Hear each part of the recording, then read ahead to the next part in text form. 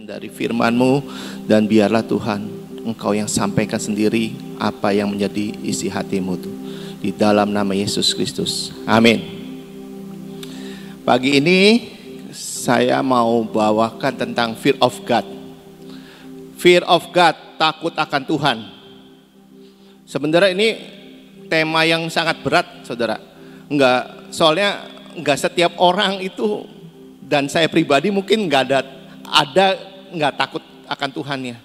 Suatu yang susah untuk saya jelaskan di pagi ini. Tapi waktu persiapan beberapa hari yang lalu Tuhan bicara bawakan takut akan Tuhan. Saya pelajari tentang takut akan Tuhan ini, waduh banyak banget yang harus dibahas. Tapi saya coba singkat, saya coba bawakan satu persatu.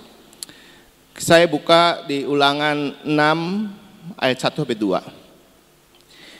Inilah perintah, yakni ketetapan dan peraturan yang aku ajarkan kepadamu atas perintah Tuhan Allahmu untuk dilakukan di negeri kemana kamu pergi untuk mendudukinya, supaya seumur hidupmu engkau dan anak-anakmu takut akan Tuhan Allahmu dan berpegang segala ketetapan dan perintahnya yang kusampaikan kepadamu supaya lanjut umurmu. Di ayat ini, ayat pertama itu, inilah perintah. Perintah, jadi ini bukan suatu ajakan, tapi perintah. Perintah dari Musa kepada bangsa Israel. Dan otomatis kepada kita juga bangsa Israel rohani. Ini perintah Musa kepada bangsa Israel dan pada kita juga sebagai anak-anak rohani Tuhan, harus takut akan Tuhan. Di situ kan Musa bicara yang aku ajarkan padamu atas perintah Tuhan Allahmu. Jadi bukan Musa. Tuhan itu memerintahkan Musa untuk ngomong ke bangsa Israel harus melakukan ketetapan dan peraturan supaya mereka takut akan Tuhan. Sebenarnya apa sih arti takut akan Tuhan itu? Menurut saudara apa takut akan Tuhan? Enggak semudah ngomong kata-kata, oh takut gitu loh.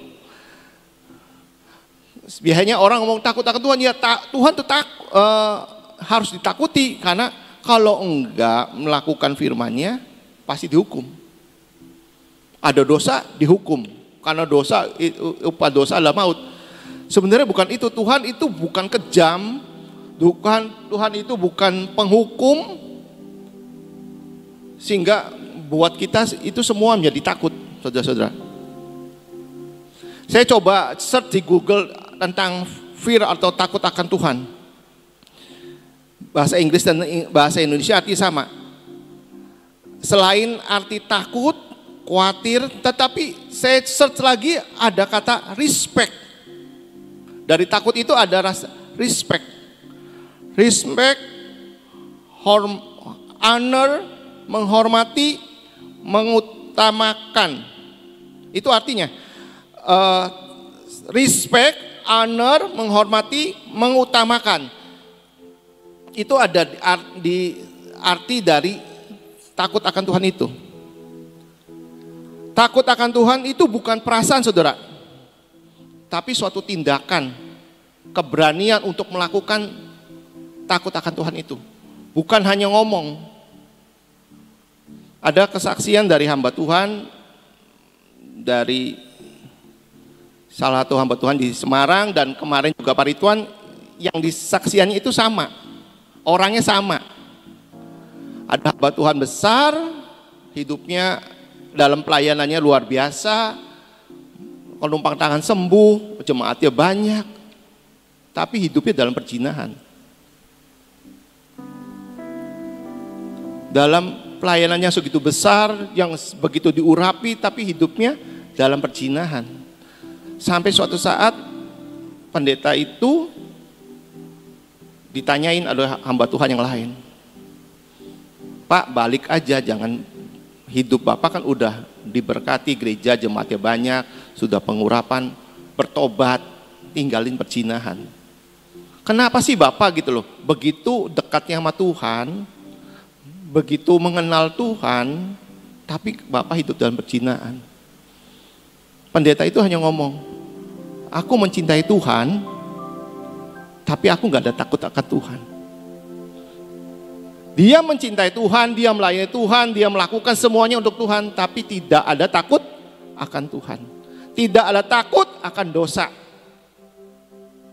Jadi kejatuhan itu bukan karena orang itu mencintai tiap hari PW, tiap hari ke gereja, tiap hari melayani. Tapi kalau mereka itu datang tanpa adanya takut akan Tuhan, semuanya sia-sia. Jadi saya simpulkan ya, tentang takut akan Tuhan. Takut akan Tuhan itu, saya simpulkan, takut akan Tuhan adalah tindakan kita dalam melakukan suatu kehidupan sebagai umat yang percaya akan Tuhan. Itu harus ada rasa hormat, harus ada mengutamakan Tuhan, peduli akan perasaan Allah. Apakah Tuhan itu suka atau tidak apa yang kita lakukan. Kemudian melakukan perintah-perintahnya sesuai standar dengan Tuhan. Semuanya itu diikuti dengan rasa cinta akan Tuhan. Itu takut akan Tuhan.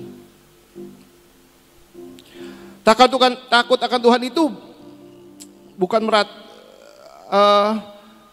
kita tuh memandang Tuhan dengan kekaguman, penghormatan, kedaulatan Tuhan, kemuliaan, kekudusan, keagungan dan kuasa yang besar. Itu kita ada respect. Kalau kita bisa menghormati seseorang tanpa orang itu punya prestasi, orang itu punya suatu yang kita banggakan atau suatu kita yang harus kita hormati, kita nggak mungkin respect. Kalau saya tuh sering senang lihat orang-orang yang pandai, yang cerdas, saya mau belajar dari orang itu. Saya bisa respect sama orang itu. Daripada orang banyak omong, nggak bisa lakukan apapun. Daripada orang buat janji, tapi hanya janji doang.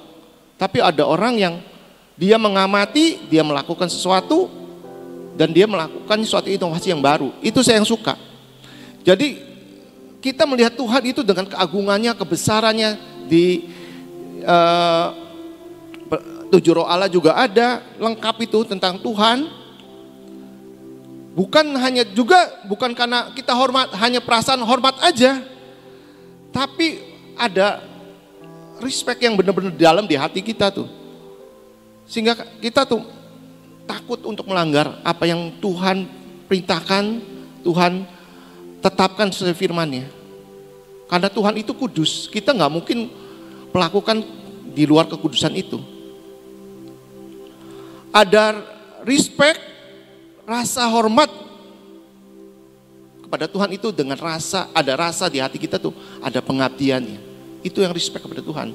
Jadi kita bisa takut akan Tuhan karena ada pengabdian di hati kita bahwa Tuhan itu layak untuk kita hormati, kita sembah sebagai Tuhan yang menciptakan langit bumi.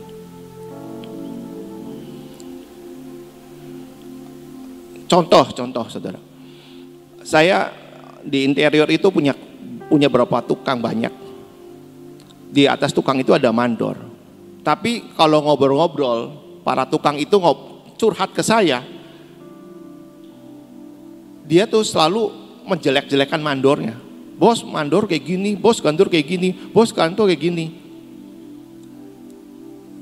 Sebenarnya dia kalau mandor ngomong, tukang-tukang itu nurut sama mandornya. Tapi di balik mandor itu, tukang itu enggak menjelek-jelekan mandor itu. Dia takut karena mandor karena diberi kerjaan, diberi gaji. Padahal yang bawa mereka itu datang ke pekerjaan itu mandor itu. Harusnya kan dia hormat, harusnya dia respect sama mandor itu. Tanpa mandor itu mereka nggak bisa kerja. Tapi di balik itu dia menjelek-jelekan mandornya. Orang tukang-tukang itu nggak ada respect kepada mandornya. Karena mungkin mandor juga nggak punya kualitas untuk dihormati. Tapi beda dengan abdi dalam saudara. Di keraton, abdi dalam itu walaupun dengan upah yang minimal, dia tetap mengabdi pada sultannya.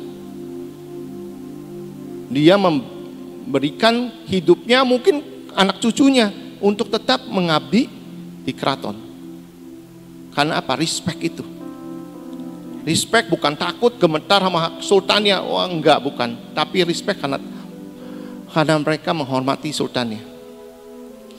Terus kita belajar ya sama-sama, saudara-saudara, bagaimana atau kenapa sih orang itu harus takut akan Tuhan? Karena Tuhan tuh memberi hikmat pada kita, ciptaannya. Kita bahas Mazmur 111 ayat 10.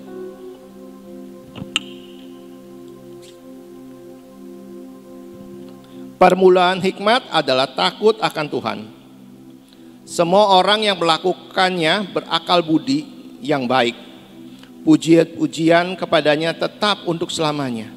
Permulaan hikmat adalah takut akan Tuhan. Kita diberi hikmat sebagai manusia.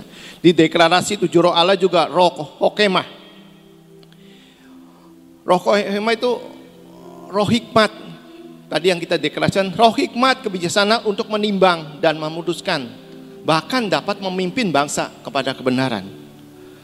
Dengan roh hikmat ini kita mempunyai pengetahuan, saudara. Punya kebijaksanaan untuk dapat menimbang sehingga kita bisa mengambil suatu keputusan. Apakah yang kita lakukan itu melakukan pelanggaran dari firman? Apakah yang kita lakukan itu melakukan dosa atau tidak? Karena kita tahu di hati kita ada Roh Kudus juga. Setiap kita melakukan kesalahan, Roh Kudus pasti bicara. Kita harus peka akan dosa. Sehingga kita tuh bisa respect atas apapun yang Tuhan perintahkan pada kita. Dengan roh hikmat itu kita bisa menimbang, kita bisa memutuskan, kita bisa tahu batasnya, kita pasti takut akan Tuhan. Yang membuat kita taat. Kemarin Pak Ridwan ngomong ketaatan, nggak perlu kesembuhannya, nggak perlu penyembahan yang hebat, tapi ketaatan yang melakukan perintah-perintah Tuhan. Itu yang membedakan, saudara, orang dunia dan orang yang benar-benar takut akan Tuhan. Melakukan apa yang bukan kepentingan pribadinya, tapi kepentingan sesuai dengan apa yang Tuhan tetapkan dalam hidup kita. Kita menghormati, kita benar-benar honor kepada Tuhan. Banyak orang-orang Kristen, kita bukan menghakimi, hidup sepertinya seperti orang agamawi, tapi dalam hidup-hidupnya mereka sekedar untuk melakukan ibadah mereka kepada Tuhan. Banyak contoh-contoh, saudara. Ini masih ada waktu, kita contohin lagi. Saya punya teman, saudara, dia mau pinjam uang ke bank. Dia mau gadekan rumahnya. Rumahnya sebenarnya rumah kosong, rumah yang nggak terlalu dirawat, pagar yang nggak ada, jendelanya ada yang hilang, pintunya juga rusak, dan banyak yang rusak. Waktu appraisal dari bank itu datang ke rumah untuk mau menilai, dia buru-buru, dia pinjam suatu kayak jendela, kayak pagar rumah, seperti kayak isi perabotan sofa-sofa, pinjam, saudara. Supaya apa? Begitu appraisal itu datang ke rumah, lihat, wah rumahnya layak, rumah itu lengkap dengan perabotannya, rumah ini masih bagus. Begitu appraisal situ itu udah nilai, udah ada hasilnya, itu barang-barang itu pinjaman hilang lagi, pagar yang nggak ada, jendelanya nggak ada, sofa-sofa nggak ada. Itu orang Kristen, saudara. Sepertinya benar supaya diuntungkan, tapi secara kebenaran orang itu menipu, saudara. Menipu karena sebenarnya rumahnya kayak gitu, tapi disulap supaya dinilai baik oleh appraisal dengan cara-cara yang menipu seperti itu. Orang itu nggak ada takut akan Tuhan, saudara. Walaupun dia tahu Tuhan, dia mengenal Tuhan, dia rajin ibadah, tapi dia menipu akan Tuhan. Kita lanjut yang poin kedua, kenapa orang bisa takut akan Tuhan. Orang bisa takut Tuhan karena ada respect. Ya, tadi saya ngomong dari awal, respect. Respectnya apa? Respect tentang penebusan Tuhan Yesus. Darahnya tercurah untuk kita. Respectnya apa? Karena kuasa kebangkitannya. Kalau Tuhan Yesus mati untuk kita, tidak bangkit, semuanya sia-sia. Ayat favorit 3, Yohanes 3 ayat 16 sampai 17. Kita baca aja supaya kita tahu. Karena begitu besar kasih Allah akan dunia ini, sehingga ia telah mengaruniakan anaknya yang tunggal, supaya setiap orang yang percaya kepadanya tidak binasa, melainkan beroleh hidup yang kekal. 17. Sebab Allah mengutus anaknya ke dalam dunia bukan untuk menghakimi dunia, melainkan menyelamatkannya oleh Dia. Jadi Tuhan itu lihat film Tuhan Yesus salib, aduh begitu menderitanya untuk menebus kita. Kita masa penebusan yang segitu besarnya kita cuek-cuek aja melakukan dosa, seenaknya aja kita melakukan pelanggaran-pelanggaran, seenaknya aja menyakiti Tuhan Yesus, seenaknya aja kita mau menyalibkan Yesus 2 kali. Takut akan itu Tuhan itu respect bahwa Yesus sudah tebus dosa kita. Jangan anggap penebusan itu sekedarnya saja, saudara. Tapi ada respect. Dan setelah itu Tuhan bangkit. Di Kolose 1 ayat 13. Ia telah melepaskan kita dari kuasa kegelapan dan memindahkan kita ke dalam kerajaan anak yang kekasih. Kita itu di kerajaan gelap, harusnya di dalam neraka yang Ibu Nani dibawa ke surga, cerita tentang neraka, kita tuh harusnya di situ. Tapi karena kasih karunia Tuhan, karena penebusannya, kita dipindahkan dengan kuasa kebangkitannya. Sebenarnya contoh Yusuf bisa menjadi contoh untuk kita. Yusuf itu di rumah Potifar itu dipercaya seluruhnya atas rumah itu. Dipercaya atas semua harta bendanya, kecuali dudukan tuannya dan istrinya. Dan istrinya itu merayu Yusuf dan mengajak tidur Yusuf. Tapi Yusuf ada takut akan Tuhan. Walaupun dia di situ nggak ada siapa-siapa. Walaupun kalau Yusuf melakukan nggak ada yang lihat, saudara. Tapi Yusuf tahu Allah Abraham nenek moyang itu Allah yang ada dalam, dan Yusuf percaya. Yusuf itu malah melarikan diri karena ada takut akan Tuhan. Nggak ada manusia yang tahan di godaan kalau nggak lari. Dia tahu respect pada Tuhan yang Potifar itu, bahwa apa yang dipercayakan dia harus tanggung jawabkan pada majikannya itu. Makanya dia lari dari istrinya. 1 Korintus 6 ayat 14.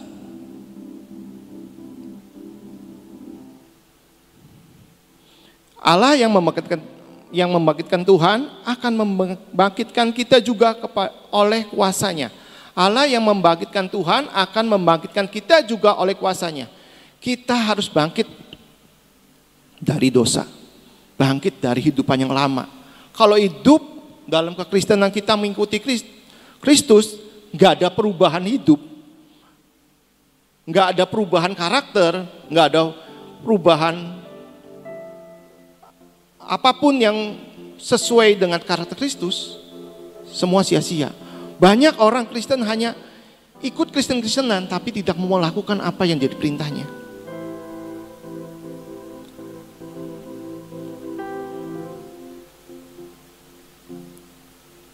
Ketiga, kita belajar langsung cepat.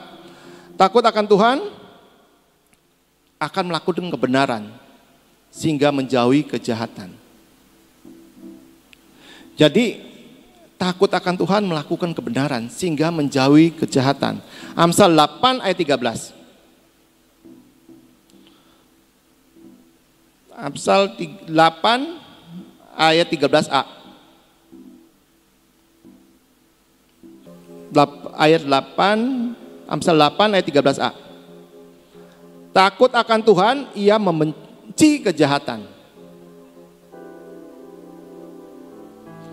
Takut akan Tuhan ialah membenci kejahatan.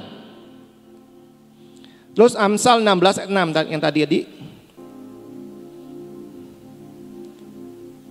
Dengan kasih dan kesetiaan kesalahan diampuni. Karena takut akan Tuhan, orang menjauhi kejahatan. Jadi kalau orang takut akan Tuhan, pasti harus menjauhi kejahatan. Orang yang takut akan Tuhan, hidupnya pasti berintegritas.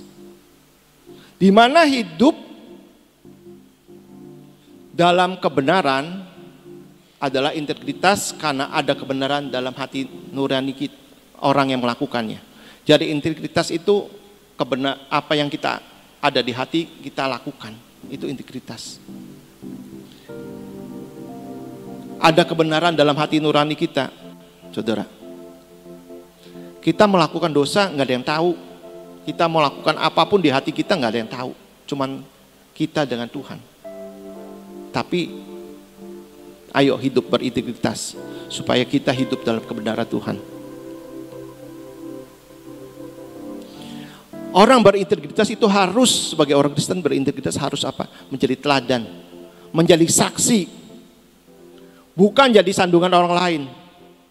Harus jadi, kata Pak Ridwan, jangan jadi terang dulu, jadi garam dulu. Kalau orang garam itu udah gak kelihatan, baru jadi terang. Jangan kalau garam itu masih grondolan, itu gak berfungsi, saudara. Garam itu hilang dulu, baru jadi terang.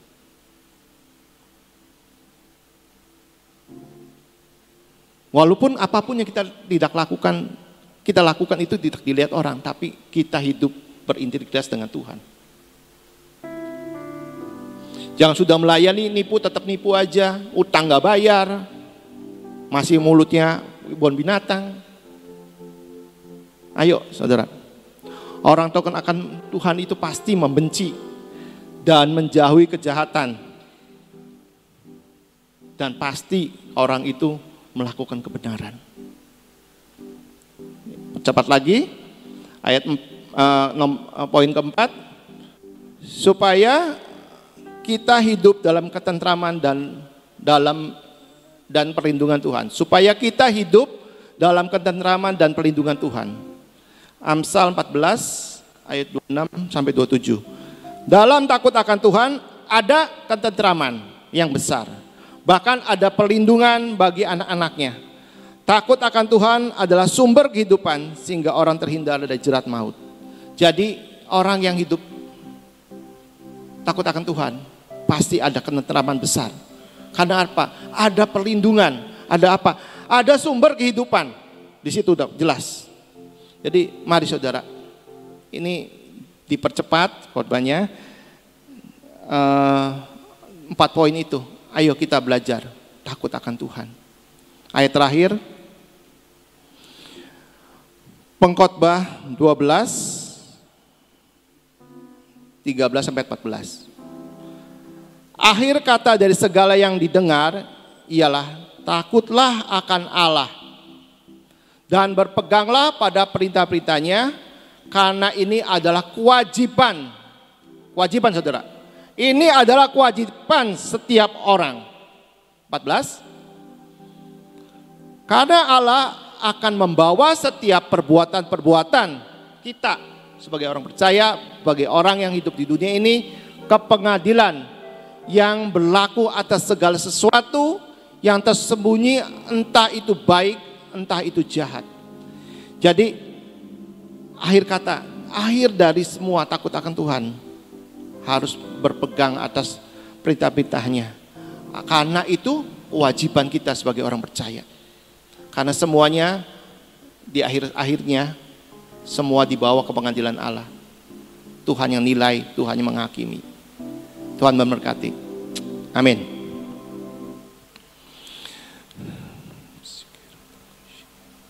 Tuhan, terima kasih atas firman-Mu. Biarlah Tuhan Roh Kudus, Engkau yang menerangi lebih lagi Tuhan. Firman ini berat, firman ini susah dicerna, tapi hamba-Mu percaya. Firman yang sudah disampaikan tidak balik akan sia-sia. Firman itu akan terus menempel dalam hati mereka yang mendengar, menyimak dengan benar. Bahwa firman ini akan bekerja, membuat mereka melakukan kewajiban mereka untuk takut akan Tuhan. Terima kasih meteraikan setiap firman ini. Biarlah hidup kami dan setiap yang mendengar bertumbuh, berbuah untuk memuliakan nama-Mu. Kami berdoa untuk bangsa ini Tuhan. Biarlah Tuhan Kau berkati bangsa ini. Kau jagai, Kau lindungi, Kau luputkan dari semua bencana, dari semua kehancuran. Buat Tuhan, para pemimpin-pemimpin bangsa ini, buat mereka takut akan Tuhan. Ada takut akan Tuhan di hati mereka, sehingga mereka melakukan apa yang benar untuk mencintai rakyatnya, untuk membangun bangsa ini. Tuhan, buatlah bangsa Indonesia ini takut akan Tuhan, sehingga setiap apa yang mereka lakukan Tuhan, berkenan di hati-Mu. Mereka takut melakukan yang tidak baik, mereka melakukan untuk membangun, membuat bangsa ini besar dan diberkati.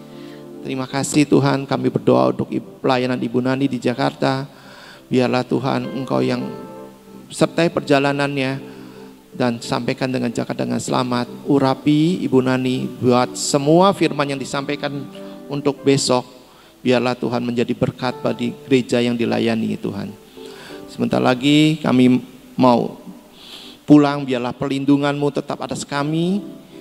Engkau yang lindungi, Engkau jagai, dan berkat yang daripada-Mu turun atas kami. Tuhan, kami mau urapan, biarlah minyak yang kami di tangan kami ini, biarlah Engkau yang berikan kuasa atas minyak urapan ini Tuhan. Karena tanpa urapan kami tidak bisa melakukan apa-apa tanpa Engkau.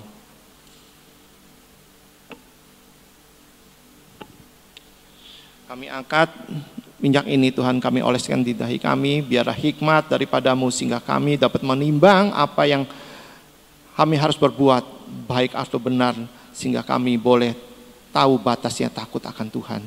Mata kami juga Kau jagai, telinga kami bisa Kau beri nasihat sehingga kami tahu apa yang harus kami lakukan, kami perbuat pada hari ini.